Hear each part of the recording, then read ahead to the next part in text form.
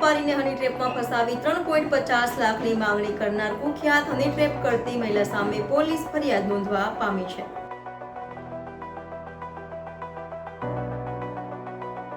સુરત શહેરના કતારગામ વિસ્તારમાં રહેતા વેપારીને ઠગબાજ યુવતી ભેટી ગઈ હતી।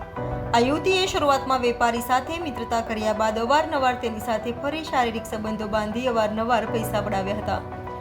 જો કે ત્યારબાદ વેપારીને બ્લેકમેલ કરી તેની સાથે લગ્ન કરવા માટે દબાણ કર્યું હતું। ઠગ મહિલાએ હીરા વેપારીને હની ટ્રેપમાં ફસાવ્યો હતો। જો કે વેપારીએ મહિલાની જાણ થતાં તેણે સંબંધ તોડતા મહિલાએ વેપારીને ફસાવી દેવાની ધમકી આપી હતી। આખરે વેપારીએ સરથાણા પોલીસ મથકે જઈ ફરિયાદ કરતા પોલીસે હની ટ્રેપ કરનાર મહિલા કૃપા ડોબરિયાને પકડી પાડી સળિયા પાછળ ધકેલી દીધી છે।